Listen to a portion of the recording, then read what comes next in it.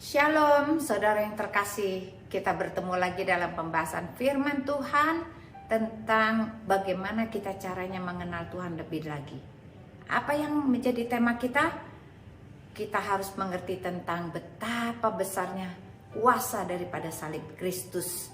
Di dalam kehidupan kita nggak akan pernah bisa selamat tanpa ada salib Kristus yang sudah menebus kita, menebus engkau dan aku. Mari sebelum kita membahas lebih dalam lagi, saya ajak kita semua berdoa terlebih dahulu.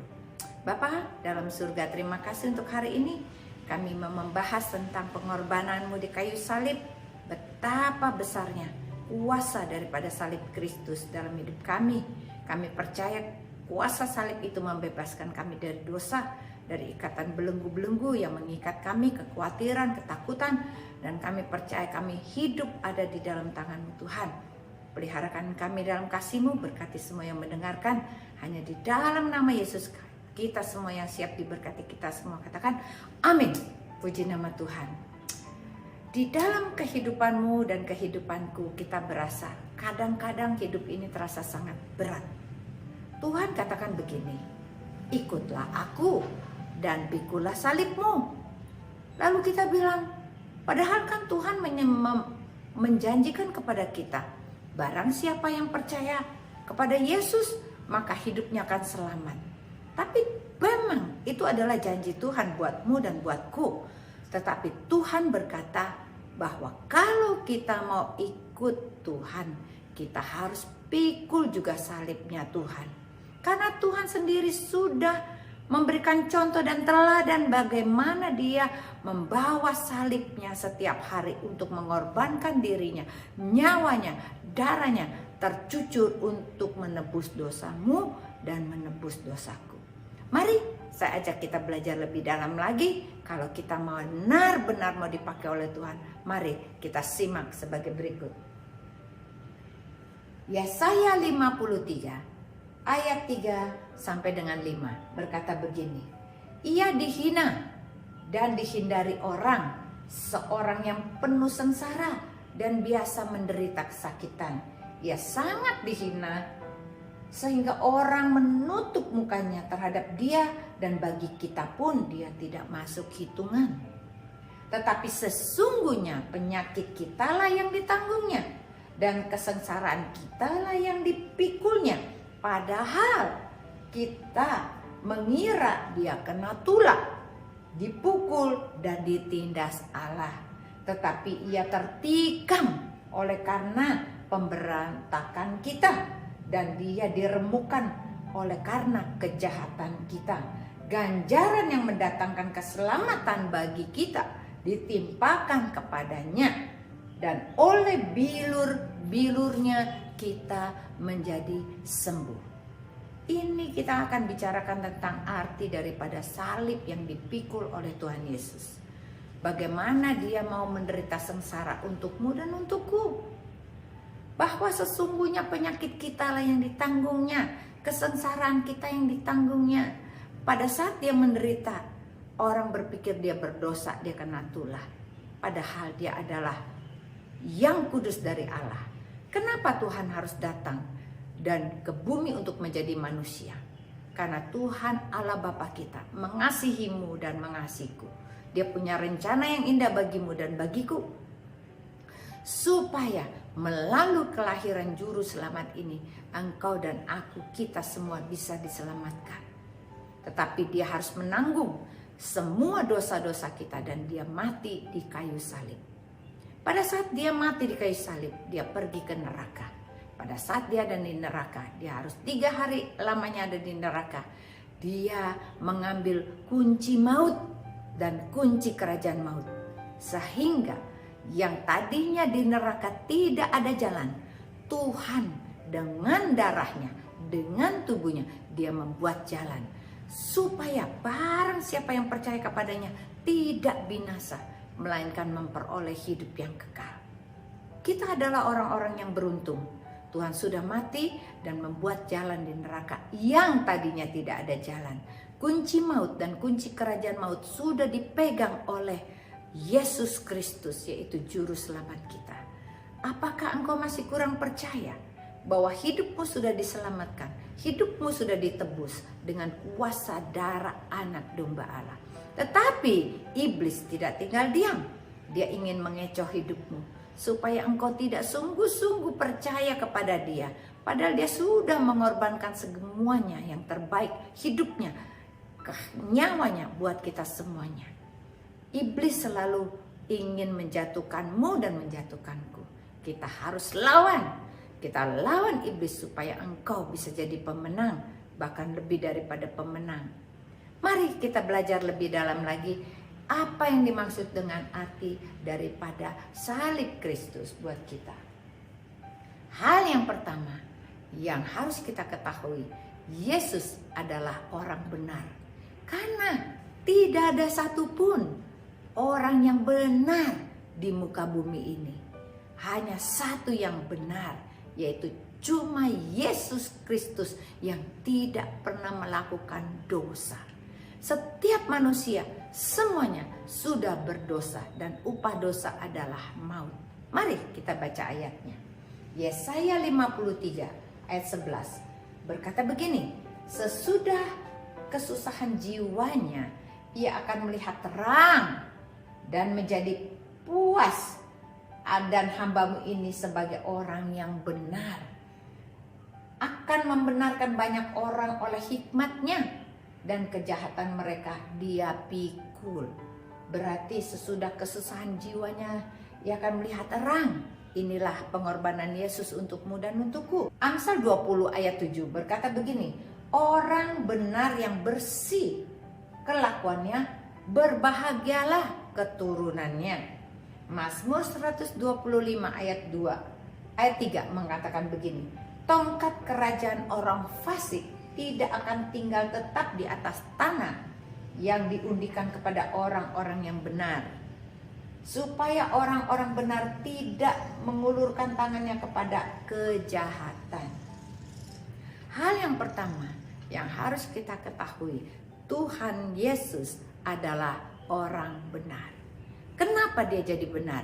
Karena dia harus menjadi contoh dan teladan kehidupannya, ketaatannya kepada Allah Bapa, sehingga kita bisa mengikuti langkah-langkahnya setiap hari. Pada saat Tuhan Yesus menjadi manusia biasa, dia belajar untuk taat kepada Bapaknya.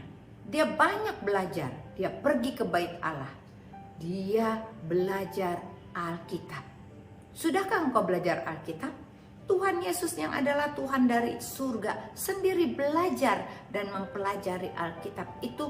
Bahkan dia setiap hari datang ke bait Allah. Dan setelah itu apa yang lagi yang dilakukan oleh Tuhan Yesus? Tuhan Yesus suka berdoa. Orang yang suka berdoa berarti menghargai sesuatu yang jauh melebihi dan menghormati hadirat Tuhan. Tuhan Yesus selalu berdoa. Dia berdoa setiap habis pelayanan, memberi makan 5.000 orang, dia naik ke bukit dan dia berdoa. Setiap habis pelayanan dan dia suka naik ke bukit Golgota untuk berdoa. Di sini dia ingin mengajarkan kepadamu dan kepadaku supaya kita sering-sering berdoa. Orang yang suka berdoa bisa dikatakan menjadi orang yang benar. Karena apa? Dia jadi benar karena ada hadirat Allah di dalam hatinya. Setiap hari dia bersekutu, setiap hari dia mencari Tuhan. Pada saat setiap hati manusia dipenuhi dengan hadirat, maka yang keluar dari orang tersebut adalah perkataan yang baik, pikiran yang baik, mata yang baik, tangan yang baik, kaki yang baik. Dia akan melangkah dalam kebenaran. Karena Tuhan Yesus sendiri adalah roh kebenaran dan hidup. Pada saat Tuhan Yesus naik ke surga, dia menjanjikan kepadamu dan kepadaku untuk menerima penggantinya, yaitu roh kebenaran yang akan memimpin langkahmu dan langkahku setiap hari di dalam kebenaran. Berarti pada saat kita hidup dalam kebenaran, kita tidak boleh lagi kompromi dalam dosa. Kita tidak lagi bisa berbohong, kita tidak berdusta, kita tidak menipu, kita tidak berbuat jahat, membalas kejahatan dengan kejahatan, tapi kita membalas kejahatan dengan kebaikan. Kita bisa mengampuni musuh-musuh kita. Kita banyak berbuat baik. Kita melakukan perbuatan-perbuatan baik bukan untuk menerima upah, tetapi untuk mendapatkan upah kita di surga. Bukan untuk penghormatan manusia, tapi mendapatkan penghormatan Tuhan.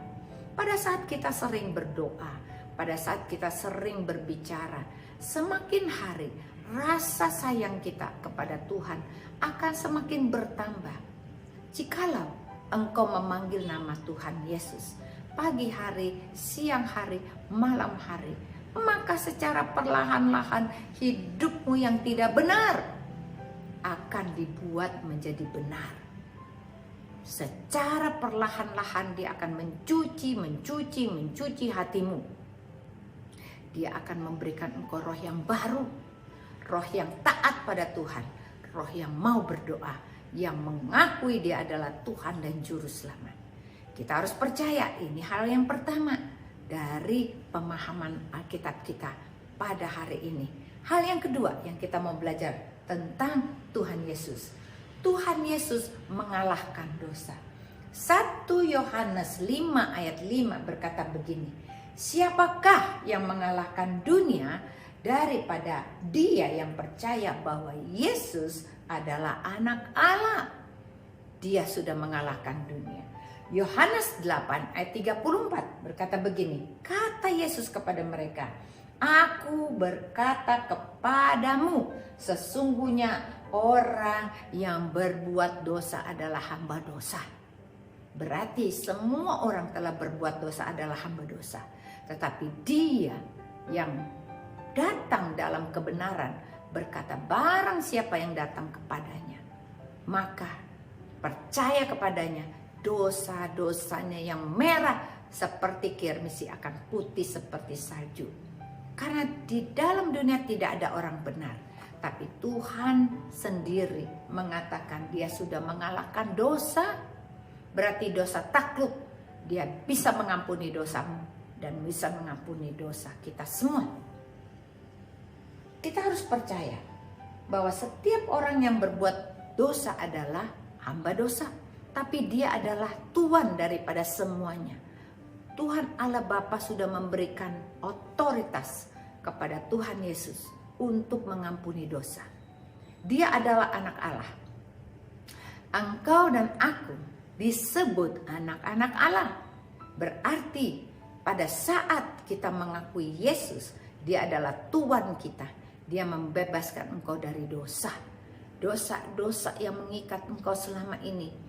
Dosa apapun juga yang najis, yang tidak berkenan, dosa iri hati, dosa pertikaian, dosa dendam, semua Tuhan akan bersihkan dalam hidupmu.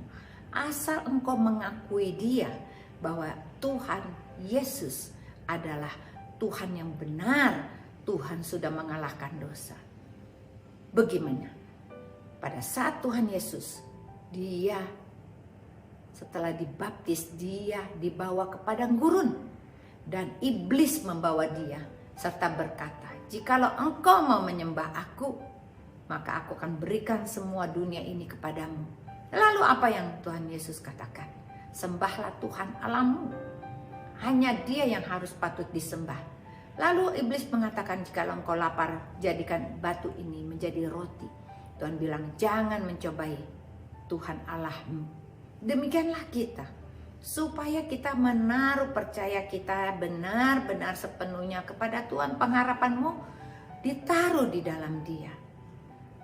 Pada saat engkau berdoa, engkau masuk di dalam kamarmu dan engkau berkata, Tuhan, tolonglah aku yang tidak berdaya ini. Supaya aku punya iman, supaya aku percaya kepadamu. Engkau sudah mengalahkan dosa, bahwa dosa-dosaku karena diampunin.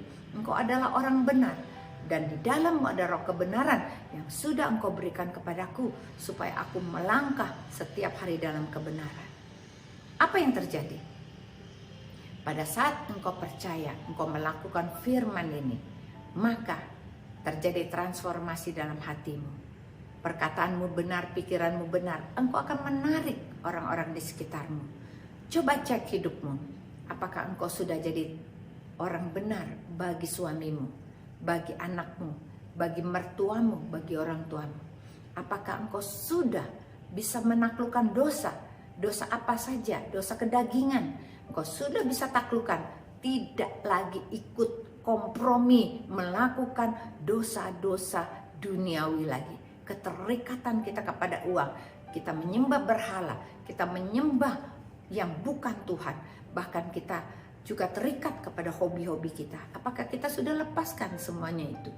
Supaya engkau dan aku, kita semuanya bisa selamat dan kita semuanya bisa masuk surga. Ini hal yang kedua. Dan hal yang ketiga yang harus kita belajar hari ini, Yesus bangkit dari antara orang mati. Mungkin kau tidak percaya, tetapi ini kenyataan bahwa Yesus sudah bangkit dan naik ke surga. Dan dia akan turun kembali. Dia yang akan datang menjemput engkau dan aku. Kita semua yang percaya akan diangkat. Kita semua akan diubah menjadi tubuh kemuliaan. Kita akan menyambut dia di awan-awan. Dan Tuhan berjanji akan membuat langit yang baru dan bumi yang baru. Mari kita baca ayatnya. 2 Timotius 2 ayat 8. Ingatlah ini, Yesus Kristus yang telah bangkit dari antara orang mati, yang telah dilahirkan sebagai keturunan Daud, itulah yang kuberitakan dalam Injilku. Markus 16 ayat 19. Setelah Yesus bangkit pagi-pagi pada hari pertama minggu itu, ia mula-mula menampakkan dirinya pada Maria Magdalena. Pada saat nanti Tuhan berkata, orang yang percaya itu akan dibangkitkan terlebih dahulu. Jikalau kita sudah meninggal, orang-orang yang percaya, yang mati dalam Kristus Yesus, dialah yang pertama-tama yang akan dibangkitkan. Pada saat nanti kedatangan Tuhan Yesus yang kedua kali, maka orang-orang mati itu akan bangkit terlebih dahulu. Kita akan melihat dari kubur, mereka akan naik satu-satu. Tetapi bukan tubuh jasmaninya yang naik ke atas, yang bangkit, tetapi tubuh rohaninya. Ternyata dalam hidup kita, kita punya tubuh jasmani, kita punya tubuh rohani. Tuhan melihat lebih penting, yaitu tubuh rohanimu, bukan tubuh jasmanimu.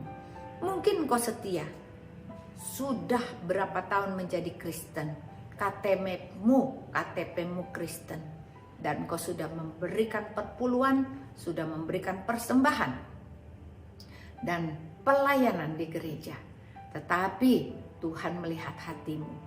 Semuanya itu tidak akan menjamin bahwa engkau akan diselamatkan dan masuk surga. Karena Tuhan berkata, bukan apa yang kau lakukan yang kelihatan buat orang, tetapi apa yang tidak kelihatan, yang Tuhan lihat yang kau lakukan. Pada saat engkau melayani dengan sungguh-sungguh, dengan ketulusan, itu engkau akan mendapatkan reward. Tidak ada seorang pun yang tahu. Pada saat engkau melayani dengan hati yang sangat-sangat tulus, pada saat engkau melayani tidak hitung-hitungan waktu, pada saat engkau setia pergi menyembah Tuhan, datang ke gereja, dan pada setiap hari engkau rajin berdoa, pada saat setiap hari engkau rajin membaca Alkitab, pada saat engkau rajin berbuat baik kepada orang-orang di sekelilingmu yang tidak bisa membalas kepada kasihmu, engkau menolong mereka dengan tulus hati. Engkau juga menjadi berkat bagi keluargamu, bagi orang tuamu. Engkau tidak hitung-hitungan waktu, tapi engkau tulus memelihara mereka. Pada saat engkau membantu teman-temanmu di sekitarmu, engkau jadi berkat, sehingga engkau jadi terang di tengah-tengah mereka. Tuhan bilang, orang-orang yang demikian, yang sudah memikul salibnya, mereka lah yang akan masuk ke dalam kerajaan surga. Memikul salib yang Tuhan katakan buatmu dan buatku adalah kita mengalahkan kedagingan kita. Kita tidak menyenangkan tubuh jasmani kita, tetapi kita ingin menyenangkan Tuhan. Sudahkah engkau menyenangkan Tuhan? Sudahkah engkau mengasihi Dia dengan segenap hati, dengan segenap jiwa, dengan segenap akal budi? Sudahkah engkau mengasihi dia dengan segenap kekuatanmu. Jikalau engkau belum mengasihi dia dengan segenap, kau tidak akan mampu untuk mengasihi sesamamu manusia seperti dirimu sendiri. Kita perlu kasih Tuhan. Kita perlu dia setiap hari, pagi, siang, dan malam. Panggil nama Yesus, maka engkau akan dipulihkan. Kita sanggup untuk memikul salib.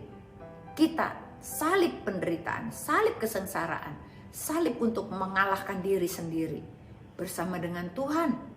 Pada saat kita sanggup mengontrol diri kita, tidak emosi, tidak gampang marah, bahkan kita bisa sabar kepada yang lain, disitulah ada kemenangan. Engkau dan aku akan dipakai menjadi saksinya Tuhan, dan engkau akan banyak memenangkan jiwa-jiwa, memenangkan suamimu, memenangkan istrimu, memenangkan anakmu, memenangkan orang-orang di sekitarmu. Bahkan kau jadi berkat buat teman-temanmu. Mereka akan melihat ada Yesus yang hidup di dalammu. Orang yang hidupnya benar, orang yang hidupnya berkenan, dia sudah menyatukan dirinya bersama-sama dengan Kristus dan hidup memikul salib Kristus bersama-sama dengan dia. Inilah yang Tuhan inginkan bagimu dan bagiku untuk kita lakukan. Tuhan Yesus memberkati. Mari kita berdoa. Tuhan, terima kasih untuk pesan yang singkat yang kau berikan buat kami. Kami boleh mengerti Tuhan Yesus adalah engkau adalah orang yang benar. Tuhan Yesus, di dalammu ada kebenaran, ada roh kebenaran. Pada saat kami terima, ada roh kebenaran di dalam hati kami. Tuhan Yesus, engkau adalah sudah mengalahkan dosa. Kami percaya dosa-dosa kami pun sudah diampuni. Dan engkau adalah pemenang, bahkan lebih daripada pemenang. Engkau pemilik kehidupan kami. Kami percaya kami semua akan dipakai oleh engkau menjadi alat-alat kudus di tanganmu Tuhan. Berkati kami semua yang sudah mendengarkan firman ini. Kami percaya di dalam nama Yesus. Haleluya. Amin. Tuhan Yesus memberkati.